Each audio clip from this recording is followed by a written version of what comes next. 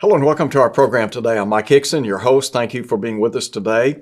I have with me Austin Fowler, and Austin wears a number of hats. He does a lot of great things, and matter of fact, he does everything that I know of that he does. He always does just an outstanding job. So Austin, so good to be with you today. Good to be with you, Mike. I appreciate the invitation. Austin, maybe just by way of, a little bit maybe of a short bio, but I know you work with House to House, and House to House does a lot of different things.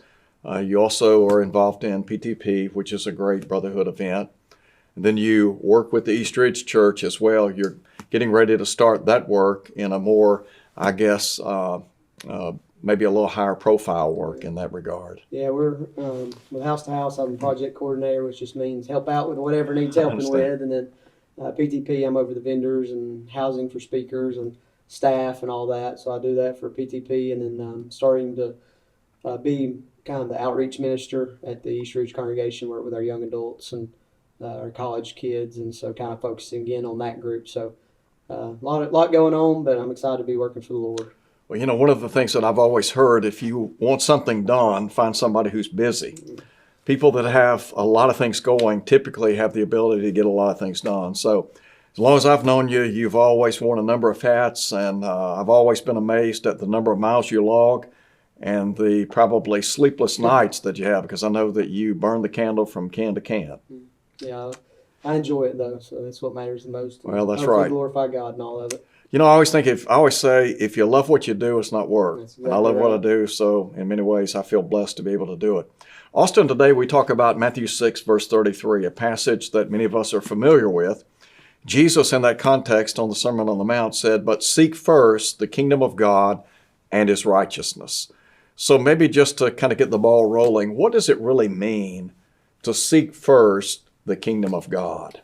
No, I think the key word there is, I think there's two key words. Number one, seek, meaning you're always constantly going after it. It's not just when, it's not like you obtain it. You're seeking, you're continuing to be diligent towards it. You're always striving to do it, and the idea of first. And I think many times we might say, well, I'm going to make a list, and this is the first thing, but I think really probably the way it really needs to be looked at is no matter what you're doing in your life, the kingdom and God and His righteousness, all those things is the priority. It takes place above everything else. It doesn't matter what's going on. That's the priority. That's the thing you're focused on the most, and that's what I'm going to do. Yeah, I think so. I've often heard people say keeping the main thing, right, or, keeping first things first. Sometimes that's easier said than done. And we live in a world today, there are a lot of distractions, a lot of things that are vying for our time. And so, you think about young families, and it's been a while since I've had young children in the home, but nonetheless, I understand the obligations, the things that are going on in the lives of children. But from where you sit, what do you think are some things that maybe come between us and maybe putting the kingdom first, particularly when we're getting started in life? We got a lot of obligations, and I don't think that it's necessarily something that we intend to lay to the side, but maybe sometimes that happens. The first thing that kind of popped in my mind, of course, is probably the thing that is on the forefront of a lot of people's mind, and that's sports. Yeah. Is they'll forsake the assembly for a ball tournament, or they will always, put sports as the thing because their kid has to get that scholarship to be able to go to the next level to play, because their kid's going to be the next pro athlete. That's right. And so I think that's probably one of the biggest hurdles. I grew up playing sports, and but one thing I'm thankful that my parents did was we never put sports above worship. You triggered a thought in my mind. I want to come back to that very quickly, but you triggered a thought, and I've always in my mind, I've always thought, if you're good enough, they're going to find you. That's right. And I know my brother, his son played college ball, and they spent a lot of money traveling with travel leagues and stuff. And I understand, parents, they want to see their children excel. But do you think maybe there ought to be a balance there? You talked about, and you are a coach in high school. Yeah, I think, it's not sinful to play sports. That's right. I help coach and do different things. It's the idea of, hey, when it comes down to time, where's your priorities lie? Exactly. And all my coaches that I worked with knew Wednesday night at 6:30, Austin's leaving to go to church. We always had meetings on Sunday for the prep week for coaching football, because we'd watch film, watch opponent film, come up with the game plan, what plays we're going to run, what schemes are we going to try to do to win, and we'd always meet on Sundays. Well, they knew I wasn't going to be there till much later because of You had church, other obligations. and they always respected that. And Sure. they're always, a lot of people are afraid, well, if we do that, then our kids are going to be punished. They're not going to get playing time.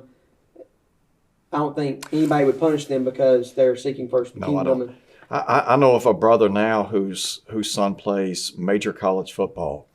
And my understanding is that on the front end of him signing a scholarship, they made it known on the front end, look, when Wednesday night comes, he's got to go to Bible study. And the coach was good with that. This is an SEC program. Yeah. So I think what you said is true. People tend to respect that if you have certain things that are obligatory in your life, particularly in the realm of serving the Lord. I think if you talk with a coach on the front end, kind of like you're mentioning here, and saying, hey, this is a priority in our life. This is what matters above everything else. Number one, it sets the expectation on the front end. That's right. And number two, you're going to follow through with it. And number three, I think, is you don't compromise. Just because the championship game's on Sunday at 10:30 doesn't mean you compromise this one time, because if you compromise that one time, you're not seeking first the kingdom. That's a great point. And, I think you just can't compromise. I remember some years ago, Alan Webster came and spoke at Olive Branch on a Sunday morning. And, of course, he was staying on Forest Hill, Irene. He was living in the apartments at the school. I remember him saying that morning, I can't remember if he said it during Bible class, worship, etc. But nonetheless, he was talking about, as he made his way to the building, right down from the Forest Hill congregation, there are tons of soccer fields. And he said, so when he rounded the corner, he said, you got police out there, they're directing traffic, you got all these cars. He's like, what's going on here? Well, like to your point, there was a huge soccer tournament taking place. And that was on a Sunday morning before Bible class worship. And it got me to thinking, when I was growing up in Chattanooga, sports were a big part of people's lives. But I don't ever remember sporting events taking place on Sunday. But, now it seems like it's business as usual on Sunday. There's no distinction between Saturday, Sunday, whatever. And that's a sad thing. And even on Wednesdays, I remember growing up playing rec ball, and my dad was over the association, so he made the practice, or he was part of the practice schedule, and nobody practiced on Wednesdays. Nobody played on Wednesdays. That was the day off because people had Bible study, and so that was something I'll remember growing up. But now it's just another day to people. Yeah, it is. If you go back and you look at the Old Testament, when God set aside the Sabbath day, the seventh day, one of the intentions behind the Sabbath was to cause people to pause in the midst of their busy lives and focus on God. Now, we don't have the Sabbath today, but we do have the Lord's Day. Right. And I think the Lord's Day is a very important day, ought to be an important day. And as you said, you mentioned a moment ago, if you ever concede in one area, if you ever concede one time, then you've sort of opened the door for further concessions. So how do we reel people in and get them to rethink maybe current practices? That, okay, we got to set some guidelines, some parameters. And when it comes to the Lord's Day, as you said a minute ago, it's understood on the front end with regard to your situation. How do we impress that? How do we impress that on young people today? I think when you got preach and teach on it, you can't be scared to preach on church attendance and seeking first the kingdom and those things. I thought about when you mentioned the Old Testament there, the Ten Commandments about the Sabbath, but also have no other gods before me. And that goes back to our main point of seeking first the kingdom. Is any God you put above exactly Jehovah God, Yahweh, is wrong. And so you got to preach on things like that. Talk to your young families about the importance of raising them up. I think one reason we have so many falling away from the church and they go to college is because we've compromised so much along the lines. They just give it all up. They really haven't developed their own faith. Right. In 2 Timothy chapter 1, Paul talks about the genuine faith that dwelt in Timothy, but he said it dwelt first in his grandmother Lois and his mother Eunice, and he said, and I'm persuaded in you also. And I think, if somehow we can get our children to buy in, our young people to buy in, so that when they go to college, this is real to them, that Christianity is an important part of life. And you could make the case that if when they go to college, they lay it to the side, maybe they didn't have a faith to begin with. Yeah. You mentioned there generational, passing your faith on. And I asked my granddad within the last year, I got really curious because on my mom's side, my granddad was a Christian. I knew my great-grandma, she was a faithful Christian for many years. And I knew her husband died at a young age from a hunting accident, but he was a gospel preacher. And so I got curious one day. I said, Papa, was your grandfather a Christian? And he said, yeah. I said, well, how far back does our family go in the church? Uh-huh. And it's generation after generation after generation. I think one thing that's had an effect on my family personally is seeing the genuineness and the dedication of grandfathers serving in the Lord's church as deacons and having that. And I'm not saying, I inherited my grandfather's faith. I have my own faith, but because of their genuineness and dedication and seeking first the kingdom, it instilled in me, kind of like you mentioned there. Yeah, don't you think, like in Matthew 6:33, when Jesus said, seek first, that word first means before anything else. Right. But we're to seek first the kingdom. That means that Christianity is to be the hub of life and not merely an appendage to what we're doing in life. I think people I hate to say this, but seeking first the kingdom is not just coming on Sunday and checking a box. That's kind of the easy part. It's the Monday work day. How are you influencing your coworkers? What are you doing to tell others about Jesus? Because that's all. I know we're kind of focused on the worship service because that's a big part of it. It is. Because so many people compromise that, then they compromise everything else.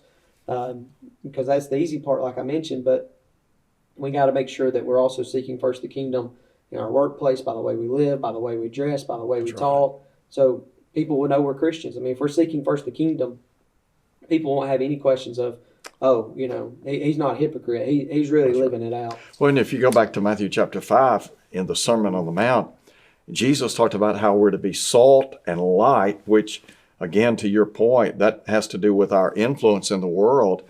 And you triggered a thought in my mind. In Colossians chapter 3, Paul talks about if you've been risen with Christ, seek those things which are above. In verse 2 of chapter 3, he said, set your mind, set your affection on things above, not on things which are on the earth. And then down in about verse 4, Paul makes a statement that I think really underscores what we're talking about. He said, for Christ, who is our life.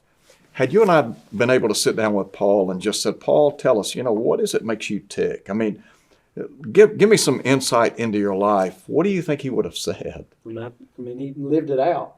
I mean, I think seeking first the kingdom through the life of Paul was sacrifice, was submission, was suffering. Absolutely. You just look at all the things Paul did.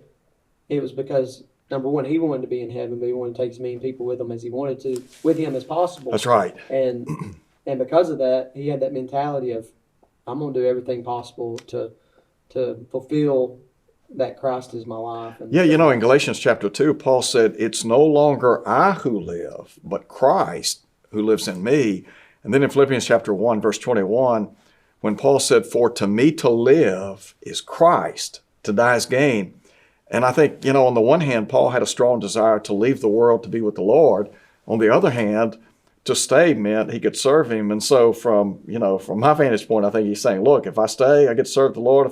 If I die, I get to go be with the Lord. So how's that a losing proposition? It's win-win everywhere. Yeah, I think so. And, Paul and Peter are probably my favorite Bible characters. You read through the book of Acts and you just see time and time again, they could easily quit and gave up and took their tents and went home, but they just kept on going. And that's what we need to have in our lifestyle, is seeking first, that idea of diligence, be diligent in all things. And, many times we quote 2 Timothy 2:15, to study to show thyself approved. A lot of the New King James says, be diligent. Yeah. And that's exactly what we need to do is if we're going to seek first the kingdom, we got to be diligent.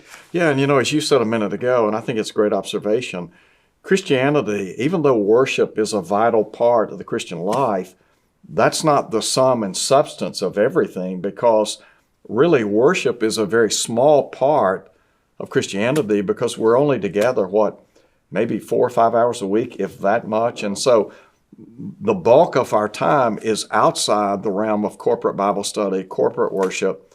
And so it has to be genuine. We have to be living it out every day. And if we have children, we have to be doing our best to instill in them the importance of Christianity. I think one way we could, we're asking about ways we can do this to help our young families is to have other young families that are seeking first the kingdom, because that way you can rely upon each other. You can encourage one another. I know 1 Corinthians 15:33 says evil companions corrupt good morals, but flip and look at the That's opposite. right.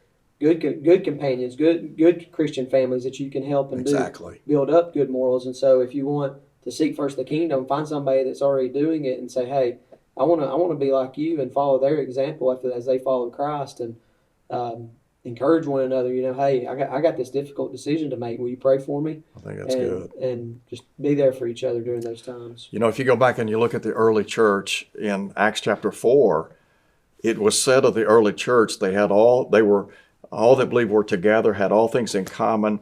There was this sense of unity. And you mentioned fellowship and how important fellowship is, because, we want to be with people. Most folks enjoy being around people, young people in particular. I remember, when I was young out of high school and in college, and one of the things that really meant a lot to me, particularly when I began really trying to live the Christian life, was I needed to be around people of like faith. True. And, in many ways, the people that we associate with are going to determine in large part how we think, how we act, how we dress, etc.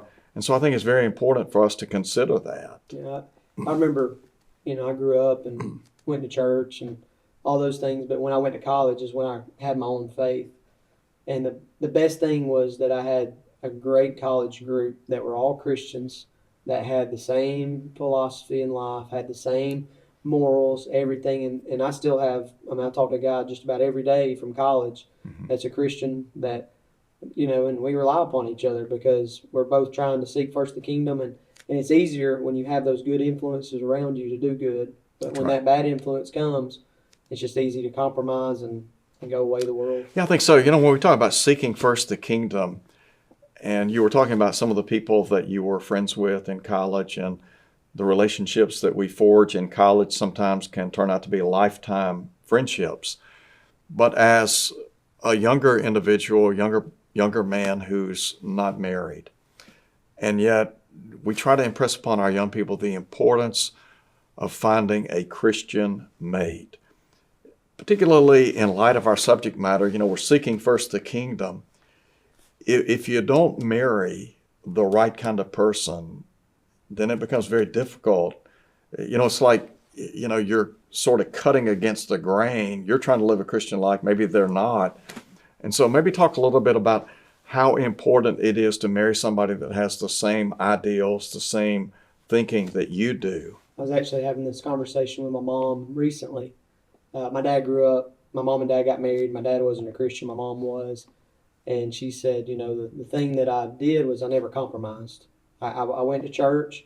I took you to church when you were younger. I never wavered. And because of her example, 1 Peter chapter 3 talks about that. By her conduct, he was converted. And he became a Christian, and, they're faithful. And so to those that maybe are trying to seek first, that are married to a non-Christian, that's my word of encouragement. Just as the inspired writer Peter said, to by your conduct, by the way that you live your life, let that be an example. But for those of us that are not married, you can't compromise and say, No. Hey, I'm gonna convert this person. They'll eventually change and things like that, because it's easier to pull somebody down than it is to pull somebody up. Absolutely. I think that's a good picture there. If I do too. you were to stand up there and you said, hey, pull me up, but I can pull you down very easily. And that's the same way in the married life. You want somebody that's going to help you get to heaven. I know I used to always pray, Lord, help me find a good Christian. And that's a common prayer for most people. But with my busy schedule and things like that, I kind of changed the way I worded that to, Lord, help me find a Christian that will supplement my ministry and That's a help great my idea. ministry than hinder it. Because even though they might be a Christian, they might be a little selfish and things like that, not see the whole picture of the kingdom by sacrificing time and things like that. But that's kind of been my prayer here recently, is help me find somebody that supplements my ministry, not hinders it. I think that's a tremendous prayer, because particularly if you're involved in full-time ministry, and I know, just knowing you and knowing your schedule, I have no doubt you're on the run all the time, and you're a very busy person. I don't see you compromising in that regard. Now, once you bring a family into the equation, I understand that there's some dynamics there. There has to be some adjusting for your family. But I remember years ago when, it's hard for me to say I'm an older preacher, but I'm an older preacher. I like to think of myself as a young man, but the fact of the matter is I'm not nearly as young as I'd like to think I am. But nonetheless, I remember Nancy telling me on one occasion, and I'd never really thought about this, but she said, sometimes the most difficult part is everybody else getting a piece of you before I do. Yeah. I'd never thought of that. And it really impacted my thinking in a lot of ways. And I think sometimes we have to understand there's a balance there. Brethren, if you allow them, they'll monopolize your time. They may not necessarily mean to. Right. And so you have to you got to sort of develop some parameters and fence yourself off a little bit. I had an elder that used to tell me, with the exception of serving God, that comes first, but he said family first, God then family. And you have to do that. If you don't, I think in the long run you can pay a price for it. Yeah, I think so. I mean, you got to have a good balance. I mean, you got to seek first the kingdom. But you also got to take care of your family. You can't go save the whole world and lose your own family. That's right. And so you just got to have a good balance. Well, I think so. And, I'm grateful. My wife, Nancy, she's always been very supportive. And I mean, she's always been, encouraging. And I've never seen any type of jealousy or envy, but I know that, and I know of situations where, for example, I can think about a preacher right now that sadly his family resented, I think, his service in the kingdom. And it was a really sad situation, the demise of his home, his family. And I'm talking about a great, great brother in Christ. And he just didn't have the backing. And in his mind, he believed, I have no doubt he believed that he was serving the Lord and doing what the Lord wanted him to do. But his family resented it. Mm-hmm. The flip side of that is I can think about another brother that I had tremendous respect for, had respect for the other brother as well. But I remember after he died, one of his sons saying, we never resented him preaching and teaching. And I know this brother told me one time, he was preaching for a congregation that I'm well acquainted with. And he said, the elders told me on the front end, they said, we want you to preach. And I think he said one year he preached, in addition to local work, about 40 meetings. Wow. Now, that's a lot of work. But he had to have support to be able to do that. Yeah. And, it's one of those things you just got to communicate from the beginning, hey, this is what I'm going to do, and I want you to support me and do it. But let me know, too, hey, you're neglecting us. That's right. And it's just important to communicate in those situations. Yeah, in the book of Proverbs, Solomon said one time, the righteous should choose his friends carefully. Oh, yeah. The way of the wicked leads them astray. Then he went on to say over in chapter 13, a wise man, if you walk with wise men, you'll be wise, but a companion of fools will be destroyed. Again, to try to ensure that we keep our faith, and one of the ways to do that is to associate with the right kind of people. That's exactly right. And, going back to our point, the spouses, it can hurt you or help you. And, that's kind of why I've changed my prayer over time, is just because you marry a Christian doesn't mean it's going to be a good thing. That's right. And and your friends, my best friends, I'm glad to say, are Christians, and it just encourages you, it helps you, just recently I called somebody and said, hey, I want you to pray for me. I got some health problems going on, and so those things luckily have resolved themselves, but just to be able to call somebody and say, hey, I want you to pray for me during this Means time. a lot. Means a lot. So what about, I know our time's almost gone, but from the vantage point, let's say somebody's watching today and they feel like they've allowed the world to encroach upon seeking first the kingdom. And they're saying, okay, I'm not doing that right now. So how would you point someone back to where they need to be spiritually? I think first they got to examine themselves, and they come to the realization, hey, I'm not there. So they've at least examined themselves to see they need to make changes and make those changes. And it's going to be difficult. And maybe have somebody that's maybe your accountability partner that you could call upon and say, hey, I'm going to be at every service this week. And if I'm not there, you call me because something's wrong, and then you check with them at the end of the week, hey, I accomplished this goal, and take steps. We many times talk about New Year's resolutions, and many times people have already faded by those. That's by right. the time we're in the middle of March now as we're filming this, but people fade those out.